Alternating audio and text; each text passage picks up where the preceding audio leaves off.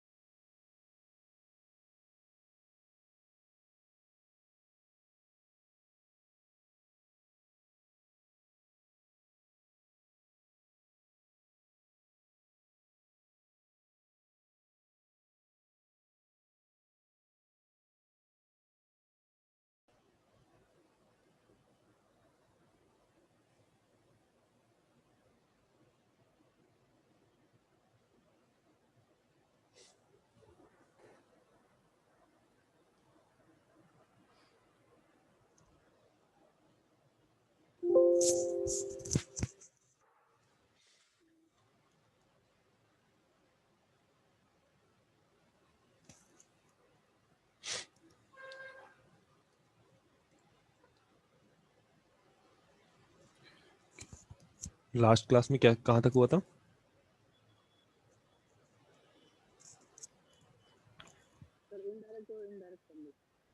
हाँ बेटा, sir direct indirect recombination तक।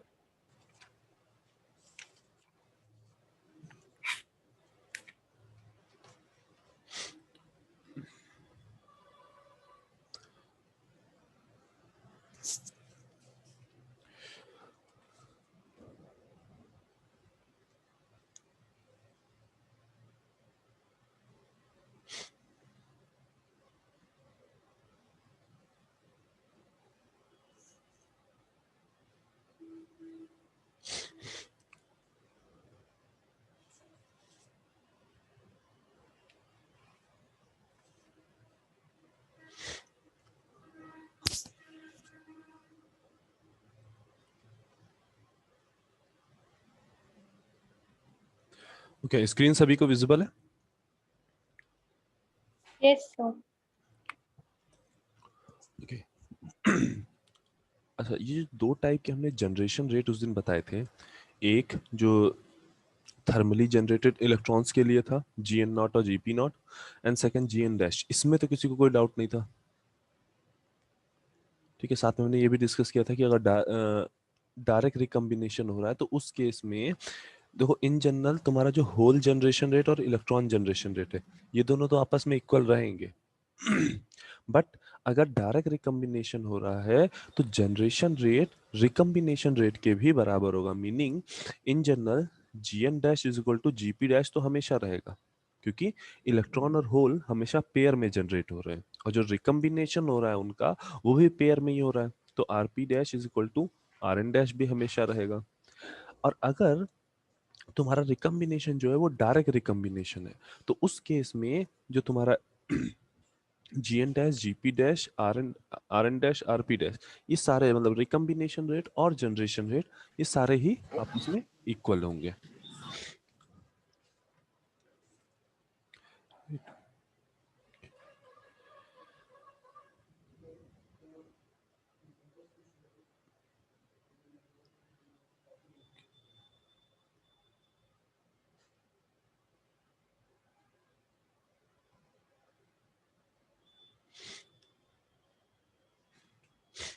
ओके, देन हमने ये भी बात की थी कि हाँ, एन नॉट और पी नॉट, ये तुम्हारे क्या है, वो कैरियर कंसंट्रेशन है इलेक्ट्रॉन और होल के, जब हमने कोई भी एक्सटर्नल एक्साइटेशन नहीं दिया है उस टाइम पे नॉर्मल थर्मली जनरेटेड जो इलेक्ट्रॉन और होल है उनका कंसंट्रेशन क्या हमने लिया था, एन नॉट और पी नॉट। ये जो एन नॉट और पी नॉट कंसंट्रेशन है ये बेसिकली टाइम और पोजीशन दोनों से इंडिपेंडेंट था। सिमिलरली इसके बाद हमने क्या कहा था कि delta N and delta P, ये क्या है, ये वो कैरियर कंसंट्रेशन है जो जब हमने कोई एक्सटर्नल एक्साइटेशन दिया है, जैसे कि अगर हमने कोई फोटोन उस पे गिराया है, उस फोटोन की वजह से जो एक्सेस कैरियर जनरेट हुए, है ना, जो इस फोटोन की वजह से एक्स्ट्रा कैरियर जनरेट हुए, एक्स्ट्रा इलेक्ट्रॉन जनरेट हुए या एक्स्ट्रा होल्स जनरेट हुए, उनको हमने वो एक्सेस कैरियर क्या है, delta N and delta P, ये क्या है, इनको हम क्या बोल रहे हैं, एक्सेस कैरियर। ये एक्सेस कैरियर कैसे जनरेट हो रहे हैं, जब हमने कोई एक्सटर्नल एक्साइटमेंट दिया है, ठीक है, मे बी हो सकता है वो फोटोन के थ्रू दिया हो, मे बी कोई इलेक्ट्रिकल सर्किट में करंट फ्लो कराई हो, ठीक, तो उसकी वजह से ये एक्सेस कैरियर जनरेट हो रहे हैं। देन हमने एन और पी लिया था, वो हमने क्या बताया, ये टोटल इलेक्ट्रॉन का कंसंट्रेशन, मतलब जब एक्साइटेशन हो गया तो ये जो टोटल कंसंट्रेशन है इलेक्ट्रॉन का, टोटल कंसंट्रेशन है होल्स का, तो एन इज इक्वल टू क्या था, N naught plus delta N. इसी तरह से P इज इक्वल टू क्या था, N naught plus delta P. अब एक चीज देखो, अगर ये मेरा सेमीकंडक्टर बार होता,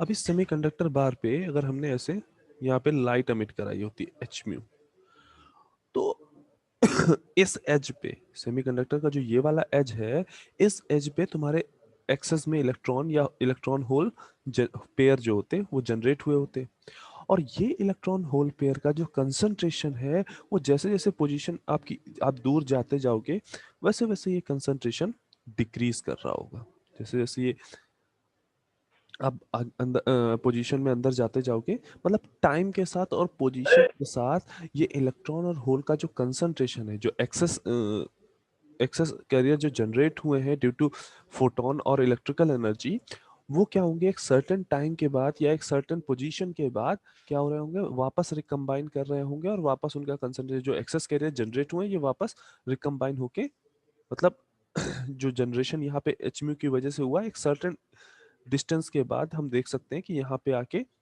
ये वापस रिकम्बाइन कर दे, वो जो इलेक्ट्रॉन होल पे इस एच म्यू ने जनरेट किए वो वापस रिकम्बाइन हो गए, ठीक। तो ये एन और ये वाला पी, मतलब इलेक्ट्रॉन कंसंट्रेशन और होल कंसंट्रेशन को हमने एन टी की तरह लिख लिया था, ये टाइम डिपेंडेंट भी है और पोजीशन डिपेंडेंट भी है, ठीक है।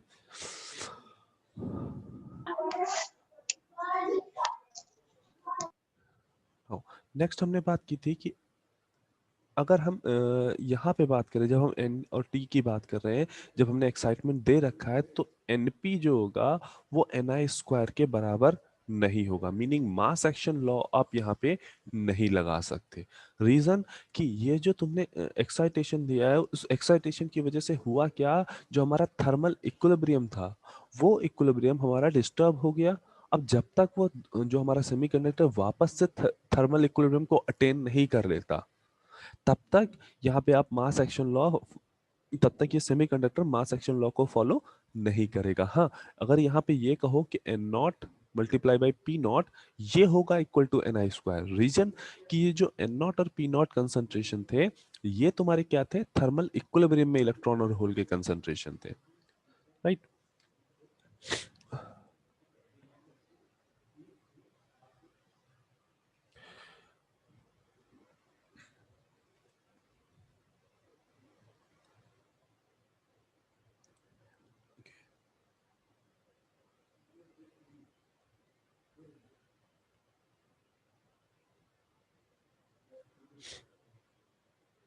ये इस तरह से हमने जनरेशन देखा था,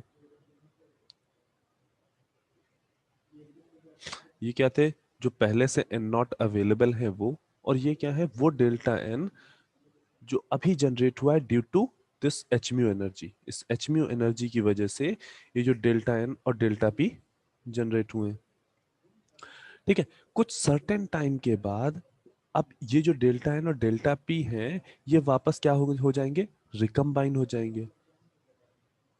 ये डेल्टा एन और डेल्टा पी जो होंगे वो रिकम्बाइन हो जाएंगे।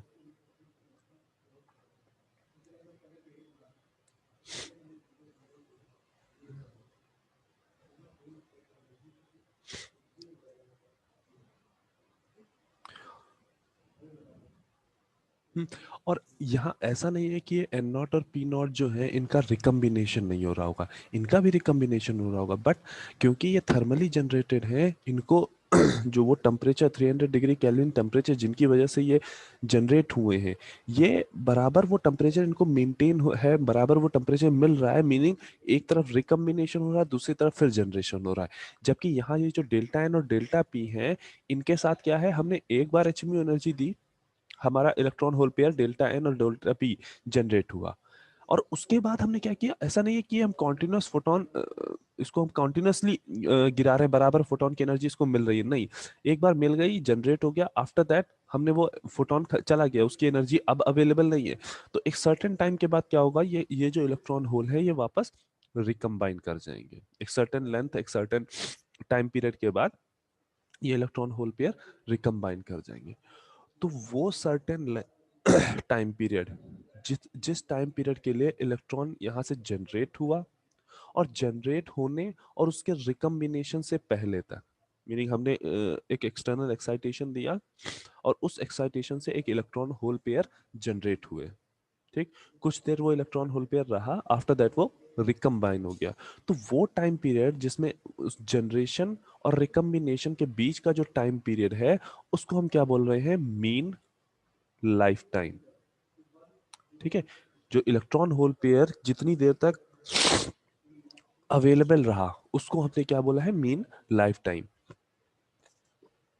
ठीक है, तो मीन लाइफ टाइम क्या है, वो टाइम पीरियड जिस जनरेशन के बाद, जनरेशन के जस्ट बाद और रिकम्बिनेशन के जस्ट पहले का जो टोटल टाइम पीरियड हुआ, वो टाइम पीरियड तुम्हारा क्या कहला रहा है, मीन लाइफ टाइम। ठीक, अब ये जो जनरेशन या और रिकम्बिनेशन होगा, इस जनरेशन और रिकम्बिनेशन से बेसिकली हो क्या रहा है, तुम्हारे इलेक्ट्रॉन और होल के कंसंट्रेशन में चेंज हो रहा है, जो इलेक्ट्रॉन और होल का कंसंट्रेशन है उसमें चेंज हो रहा है, और ये जो चेंज होगा, चेंज इन कंसंट्रेशन जो होगा टाइम के रिस्पेक्ट में, वो प्रोपोर्शनल होगा इलेक्ट्रॉन के कंसंट्रेशन से, सिमिलरली ये प्रोपोर्शनल होगा होल के कंसंट्रेशन से।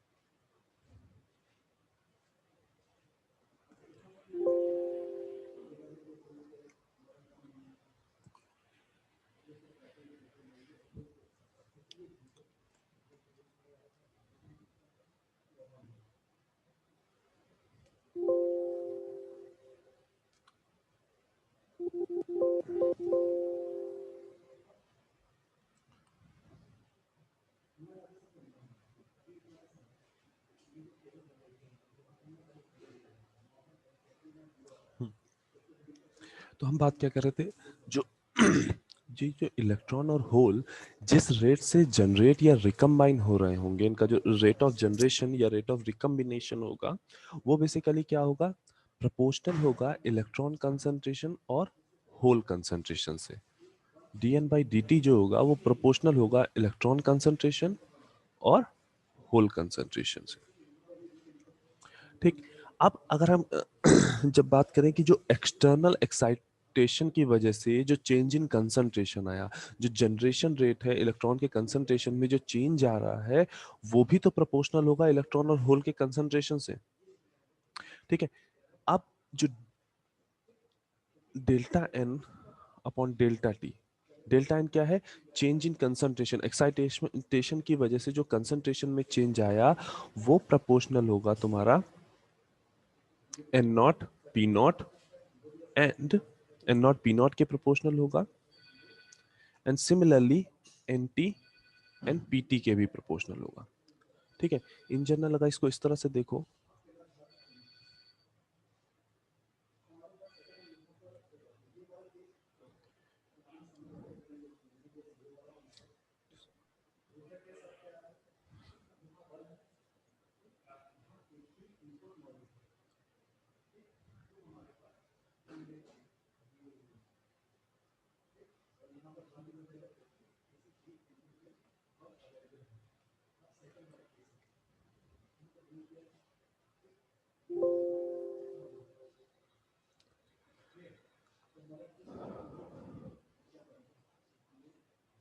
वेट फॉर अ सेकेंड, कुछ टेक्निकल डिस्टरबेंस है।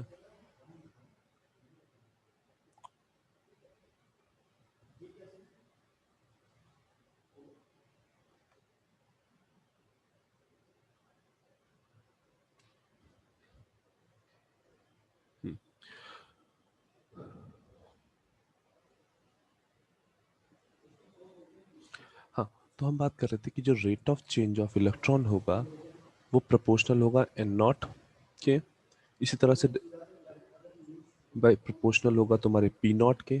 सिमिलरली जो तुम्हारा टोटल इलेक्ट्रॉन कंसंट्रेशन में जो चेंज होगा, जो टोटल इलेक्ट्रॉन कंसंट्रेशन जो का जो रेट ऑफ चेंज होगा, जो जिसको हमने एन टी लिखा है, ये एन नॉट है, वो भी क्या होगा, वो भी प्रोपोर्शनल होगा एन टी के। और सिमिलरली ये प्रोपोर्शनल होगा होल कंसंट्रेशन के। तो यहाँ पे हमें समझना क्या है, जो चेंज इन इलेक्ट्रॉन का कंसंट्रेशन में जो चेंज है, जो जनरेशन रेट है, जनरेशन रेट बेसिकली क्या है, पर यूनिट वॉल्यूम में पर यूनिट टाइम में कितना इलेक्ट्रॉन जो है वो जनरेट हो रहा है, नंबर ऑफ इलेक्ट्रॉन कितने जनरेट हो रहे हैं per unit volume per unit time में। ठीक है, इसीलिए उसको हमने क्या डिनोट किया, D N naught by D T. तो अगर इसको एक प्रोपोर्शनलिटी कांस्टेंट से चेंज करते हैं तो ये क्या आएगा, D N naught upon D T is equal to alpha R. Alpha R basically क्या कहलाता है, एब्जॉर्प्शन कोफिशिएंट। अभी एब्जॉर्प्शन और जनरेशन अभी इसके जस्ट बाद देखेंगे तब समझ में आएगा कि एब्जॉर्प्शन क्या है। ये बेसिकली क्या कहलाता है, absorption coefficient and naught P naught. Similarly D N T upon D T वो किसके बराबर होगा, alpha R N T N P T. अच्छा, हम इंटरेस्टेड है कि जो हमारा एक्सेस एक्सटर्नल एक्साइटमेंट की वजह से जो हमारे इलेक्ट्रॉन और होल पेयर जनरेट हुए हैं, हम उस जनरेशन रेट को फाइंड आउट करना चाह रहे हैं। तो वो जनरेशन रेट क्या हो जाएगा, del N upon D T is equal to alpha R N naught P naught minus alpha R N T P T. Right, यहाँ पे एन टी और पी टी की जगह पे हम क्या लिख सकते हैं, हमने पढ़ा N T is equal to क्या है, N naught plus delta N. ठीक है, तो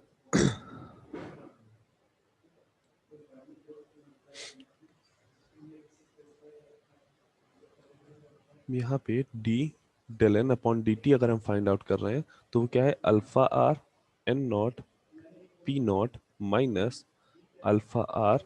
एन टी की जगह पे हम क्या रख सकते हैं, N naught plus delta N. इसी तरह से पी टी की जगह पे हम क्या रख सकते हैं, P naught plus delta P.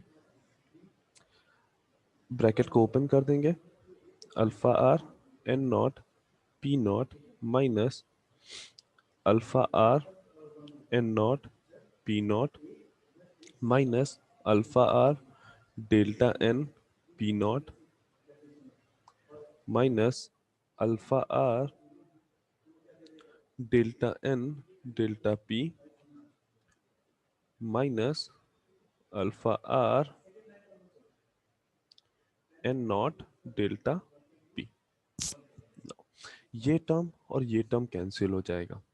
Next, अब हमें यहाँ समझना है जो एक्सटर्नल एक्साइटमेंट की वजह से जो इलेक्ट्रॉन और होल पेयर जनरेट हुए होंगे वो भी तो आपस में इक्वल होंगे, क्योंकि जब एक्सटर्नल एक्साइटमेंट आपने दिया उस एक्साइटमेंट की वजह से जो नंबर ऑफ इलेक्ट्रॉन और नंबर ऑफ होल जनरेट हो रहे हैं वो एक साथ जनरेट हो रहे हैं।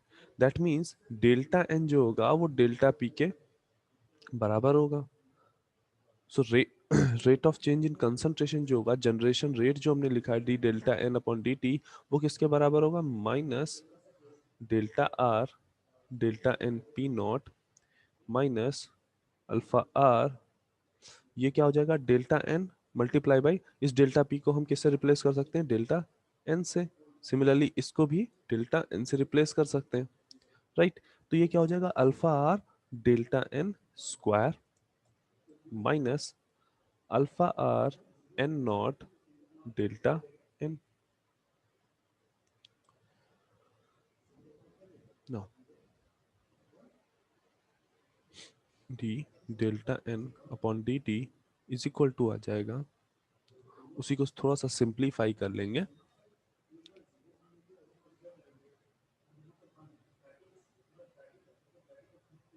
okay. Alpha R minus alpha R delta N common ले लेंगे, तो यहाँ क्या आ जाएगा, N naught plus P naught plus delta N. ये हमारी इक्वेशन नंबर 1 हुई। ये हमें क्या मिल रहा है, जनरेशन रेट। जनरेशन रेट कौन सा, ड्यू टू जो एक्सटर्नल एक्साइटमेंट की वजह से जो चेंज इन कंसंट्रेशन आ रहा है टाइम के रिस्पेक्ट में, हमने वो फाइंड आउट किया है। हम बेसिकली चाह रहे हैं कि ये जो चेंज इन कंसंट्रेशन है डेल्टा एन, इसको बेसिकली फाइंड आउट करने की हम कोशिश कर रहे हैं, ठीक है। तो यहाँ पे हम एक कंडीशन लेते हैं, in case for P type semiconductor, अगर हम पी टाइप सेमीकंडक्टर लें एंड लो लेवल इंजेक्शन,